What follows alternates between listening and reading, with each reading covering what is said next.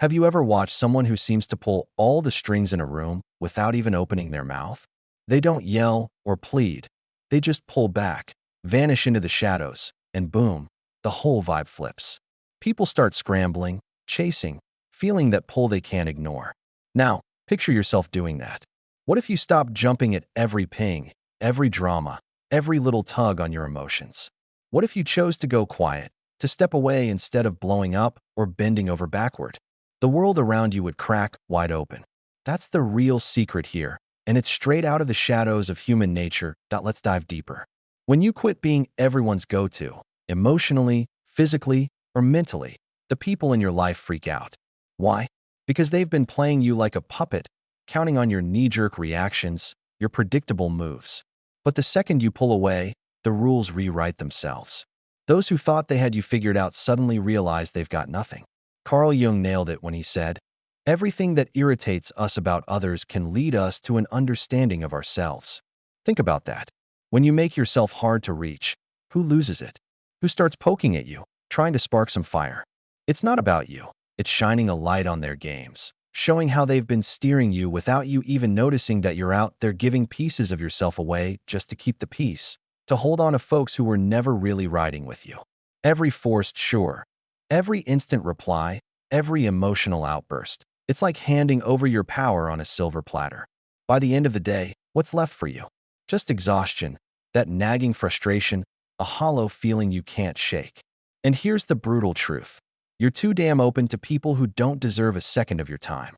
This isn't about ghosting the world. It's about claiming your spot. It's tapping into what Jung called individuation, that journey to becoming real, solid, unbreakable. It kicks off when you realize silence hits harder than any screaming match. Pulling back, when it's from a place of strength, not fear, that's raw powered. I'm looking right at you now. How much longer are you going to let other people's chaos run your show? How long will you dance like a marionette every time they jab at your weak spots? Maybe it's time to snip those wires, fade into the background, turn into an enigma. Because when you stop showing up for everyone, the entire game shifts. From the cradle, society's drilled it into you. Be there, respond fast, make everyone happy, spit out yes even when your gut screams no. You've been wired to think your value's tied to how much you give away. But let me hit you with a cold fact no one's probably laid out this straight. That constant openness isn't a badge of honor. It's a trap. As long as you stay wide open, emotionally or otherwise, you're ripe for the picking, sucked dry, twisted around, and tossed aside when you're no good anymore. Why? Because being predictable turns you into a tool. Folks start hitting you up like an on-demand fix for their boredom, their validation, their emotional dumps. They push the button, get what they need, and shelf you till next time. But you're stuck in this loop, thinking if you're always there for them, someone will be there for you. Spoiler, it doesn't play out like that. Jung talked about the persona, that fake face we slap on to fit in, to get liked, to avoid the cold shoulder. And that's exactly what's keeping you hooked on being too available. You say it's fine when you're choking inside. You fire back texts right away even when you're wiped out. You over-explain, make excuses, defend your every move like you owe the universe an apology. But really, the more you shove yourself into everyone else's spotlight, the more you fade from your own story. Being always on call, that's just a sneaky way of ditching yourself. That it's all about chasing approval, dodging rejection, trying to micromanage how people see you. But that grip comes with a heavy toll. Your sanity, your spark, scattered like it's endless when it's anything but. People who demand your constant presence aren't after you. They're after the perks, the ego boost, the company, the distraction, the free therapy. When you draw a line, say no, or just don't bite, they flip out, call you out, say you've gone weird. It's not you changing, it's them losing their handy gadget. And here's the gut punch. The more you're handed out like candy, the less anyone cherishes you. Abundance kills value. No one sweats over what's always free and easy to pause and ask, who really earns your time? Your focus, your ear, your vibe? Or flip it, who's better off without it? But before you answer, let's unpack why we snap back so quick, why we cave in like clockwork. What's fueling that urge to respond, to fix, to please? The key's in what Jung dubbed psychic energy. That's your inner fuel, and if you don't shield it, someone's going to siphon it right out. We'll dig into that next, Because your energy's your edge, and without it, you're just bait. That if this is hitting home, smash that subscribe button and join the crew. Appreciate you sticking around. Jung didn't view the mind as some robot spitting out reactions without fallout. To him, it's an energy grid. Every thought, feeling, move drains a chunk. The real question, are you calling the shots on where it flows, or is the world hijacking it? Every impulsive snapback? Wasted fuel. Defending against shade that wasn't worth a glance. Biting at bait just to win. Diving into pointless beefs. Bending for folks who don't give back. You're burning your core on junk that starves you. Jung put it plain, what you fight sticks around. React more, get tangled deeper. Folks running on empty aren't soft, they're off track. And when you're drained, you're exposed. The sharks smell it. The users, the opportunists, the emotional vampires. They clock that you don't guard your gates, that you react to every prod, that you're always fixing everyone's mess, and they feast. Jung said a solid mind keeps the energy looped in, saying no without the guilt trip, staying quiet without feeling small, watching before you leap. Real strength isn't in the comeback, it's in picking your battles. And that only clicks when you know your own wiring well enough to spot the traps. How many nights have you tossed over a half-baked convo? Ruminated on what you should have said or why they did you dirty? That's your fuel leaking into the void, keeping dead vibes alive because you can't let go. Psychic energy's your shield. Handle it right, and you walk in owning the space, respect rolling in silent. Botch it, and you're a ghost. Jumpy, breakable, and the world chews up the easy marks. Start spotting your hooks. What flips your switch on auto? What knocks you off balance? Those are your leaks. Patch, not to ice out the world, but to rule your own turf, to pick your shots like a boss. When you hoard that energy, you shatter the illusions others slap on you. And that stings them bad, because now we're stepping into the murky side, the quiet takedowns. Next up, how the leeches suck you dry without a word, and why going ghost flips their script entirely. Brace yourself to spot the energy thieves who've been playing you all along. You figure you're in charge, that your blow-ups are your call. But dig deeper. Most are scripted, and the savvy ones use that to yank your chains. Users don't need to bark orders or shove. They just tap your exposed buttons, and you perform on cue. Jung called it projection. Folks dump their unseen crap onto you. But flip the lens, you're the dump site. The more open you stay, the more you turn into their blank slate for whatever mess they can't face. That friend who only hits you up in meltdown mode. The partner who expects you to play hero every time. The one who butters you up as long as you're useful. None of it's random. They're not vibing with you. They're hooked on the part you play. Why do you let it slide? Fear of letting down, of losing love, of getting left. The slickest control isn't loud. It's the guilt you swallow silent. When you buy that you owe them your ear, your help, your understanding, even as it guts you. That's the win for them. The puppet master doesn't force your hand. They just need you locked in the same old dance. But cut the reaction? Game over. Say no. Hit M with radio silence. Pull back without the essay. Their projections crack.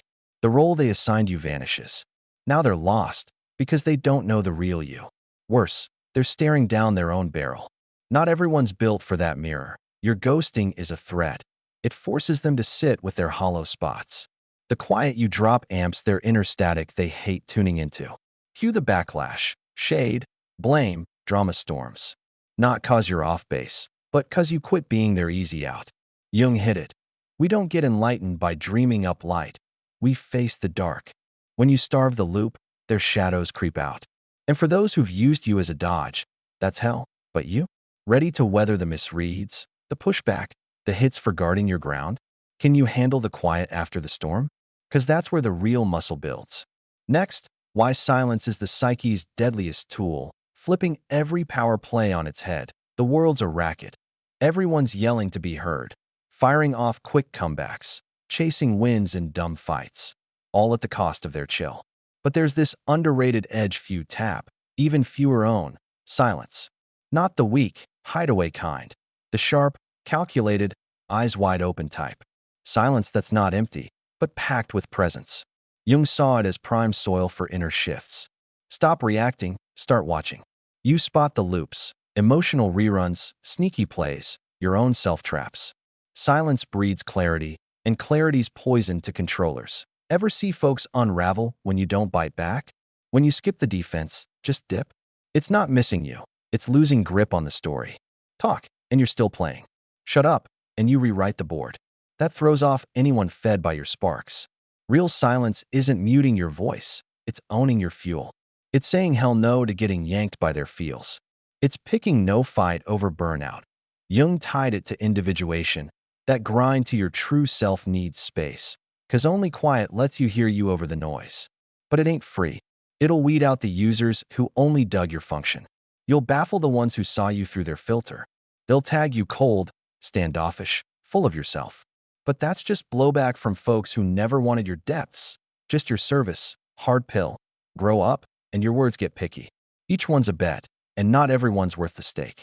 Silence isn't backing down, it's ruling. The tongue of those who don't need validation. It bugs people because it makes them face their own buzz, their chaos. That squirm says more about them than any roast from you could. But the killer silence? The one that rebuilds you inside. It ties you to something bigger than likes or nods. In that clear zone, free from demands, you recharge, realign with your core. Next, it's not just killing outside noise. You gotta redirect that energy smart. Decide where it lands, sticks, or never touches. Time to get choosy with your essence that if you're grinding to reclaim your spark and draw lines. Check my book, Beyond the Shadow.